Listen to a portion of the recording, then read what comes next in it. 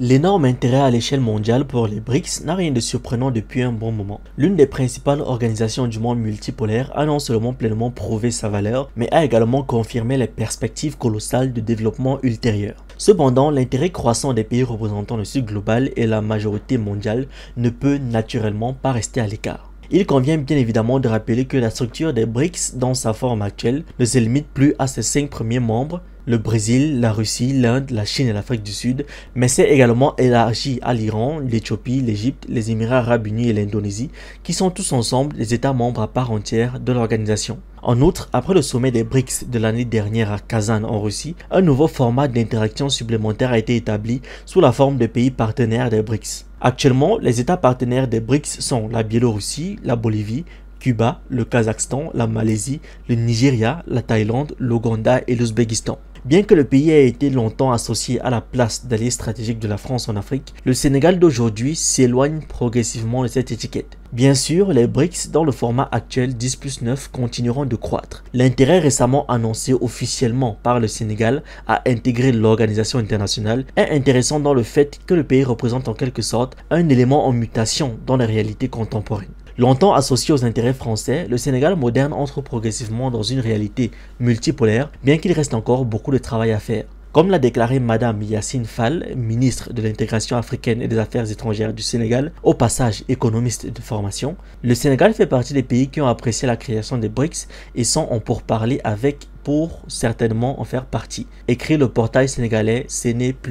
Le Sénégal a quelque chose à apporter aux BRICS en raison de sa stabilité, de ses ressources et de cet élan de développement industriel que nous voulons mettre en place, a-t-elle affirmé. Yacine Fall estime que le Sénégal a un rôle à jouer au sein de ce groupe de pays. Le Sénégal a des arguments à faire valoir pour son intégration dans ce groupe de 10 pays, insiste Madame Fall. Elle considère également les BRICS comme une alternative pour les pays du Sud, auxquels ce regroupement d'États donne plus d'espace d'échange, d'expression et d'accès à des ressources monétaires ou commerciales. En effet, le Sénégal porte donc un intérêt certain envers les BRICS. Mais dans quelle mesure le Sénégal lui-même est-il prêt à intégrer, sous une forme ou une autre, les BRICS? Classé 107e au monde en termes de PIB nominal, 18e en Afrique et 102e en termes de PIB PPA, également 18e à l'échelle africaine, le Sénégal figure néanmoins parmi les leaders déclarés en matière de croissance économique sur le continent africain.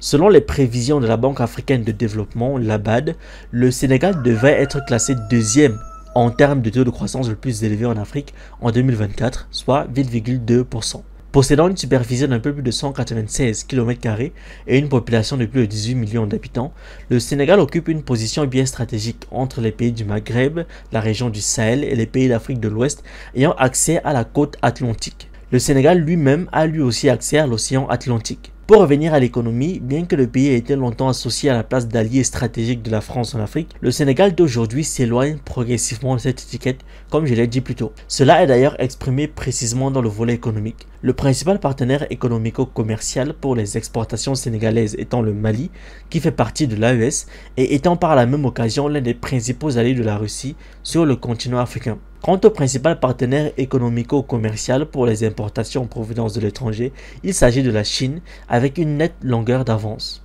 Il convient d'ailleurs de noter que la Russie fait également partie des principaux fournisseurs du Sénégal, les deux pays collaborant activement dans des domaines comme les produits pétroliers et les céréales.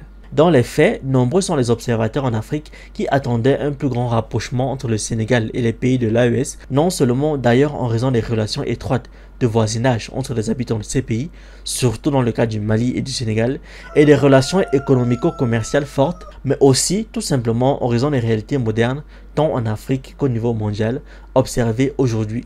Quoi qu'il en soit, le Sénégal ne peut certainement pas encore prétendre à une adhésion à part entière au sein des BRICS, mais il faut pourtant considérer sa candidature en qualité d'État partenaire potentiel pour l'organisation. Merci d'avoir regardé cette vidéo, n'oubliez pas de liker, de partager et de donner votre avis en commentaire. Vous pouvez aussi nous suivre sur nos différentes plateformes Facebook, YouTube, TikTok et surtout sur le réseau social africain d'Iba World, disponible sur Android et iOS. Pour ceux qui le souhaitent, vous pouvez aussi rejoindre notre communauté WhatsApp.